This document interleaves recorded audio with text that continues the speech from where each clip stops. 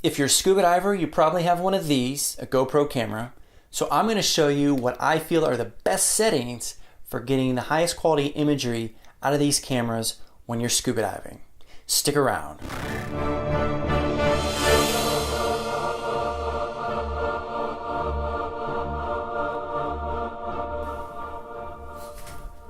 Hey guys, Joe here. And I want to start this video with a little prelude before I get into the nuts and bolts of the tutorial. I typically don't use a GoPro as a primary camera. However, I try to carry a GoPro on me for every film, every photography dive. And the reason being is GoPros are fantastic at capturing the moment. All I need to do is hit record, put the GoPro on something, jump in the water, let it record the whole dive. And there's a good chance that something can happen instantaneously in that dive. Something can approach me, big mermaid, who knows, whatever, could come up.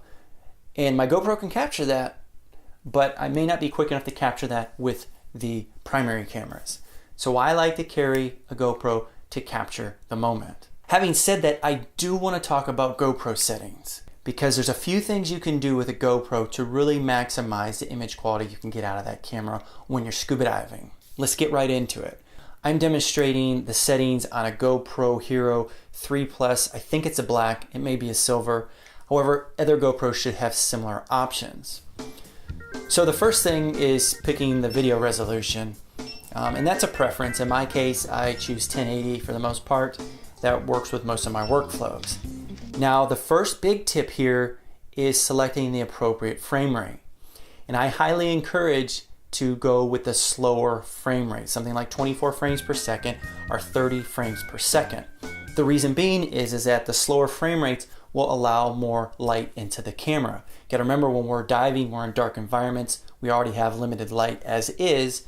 On the flip side of that, if we shoot higher frame rates, less light will come in the camera. GoPro's automatically gonna increase the ISO as much as it can to compensate for that lower amount of light. The compromise to increasing ISO is at higher levels, it's going to create a lot of grain in the imagery. And this is going to be very noticeable in a small image sensor camera like a GoPro. So I recommend keeping your frame rate slow, 24, 30 frames per second. Now the next big setting is white balance. On this camera, I got to go and turn on Pro Tune before I can access the white balance settings. Once Pro Tune's on, it gives me some white balance options. In this case, one of the options is RAW, so I go with that. In theory, RAW should give you most data to work with if you want to do some post-processing. I don't really know how big a deal that is with a GoPro camera. However, that's generally what I go with. If nothing else, it's fixing that white balance for me.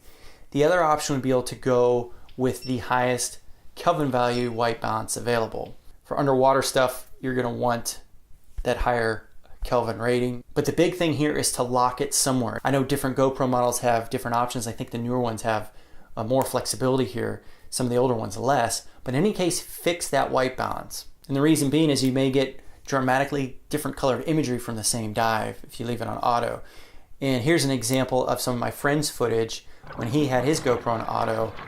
And you can see on the same dive, he had very different results. And sometimes he had like a bluish color shot, and other times you had a greenish color shot because the camera kept switching back and forth. And this becomes kind of a pain because if you want to create a video out of this, you obviously want the footage to match as well as it can, especially if you're doing any post-production. It's much easier to work with that footage that matches as much as it can organically. So fixing the white balance helps with that tremendously. So shutter speed and white balance are really the two big important settings. Next, I set the color profile to flat. On this camera, it gives me two options, flat or GoPro color. The flat setting will make the imagery out of the camera a little bit more dull, but it should give you a little more flexibility if you want to do any color grading or any color manipulation with the footage. If you're not real concerned about that and want to just upload your footage straight to YouTube, something like that, you're probably better off with just going with the GoPro color option on this camera. Next, we have the ISO cap. And what I do is, since my goal is to just capture the moment with the GoPro, I leave the ISO cap all the way up. And again, as ISO increases, you run into the risk of getting grainy images, but I'd much rather have a grainy image of a moment than an image that's too dark and I don't capture the moment at all. Next is the detail. And for the detail, I just leave it at a high setting. I wouldn't know any reason not to do that. And for the exposure, I recommend keeping it on 0, or sometimes I'll pop it down to -1. 0, which I think is a default setting for the exposure, should be fine for the most part. So that's it. I literally set my camera to those settings, and before my dive, I hit record, let the camera record the whole dive, and by the time I get back to post-processing, I have the best quality imagery I can get out of that camera, and I am good to go.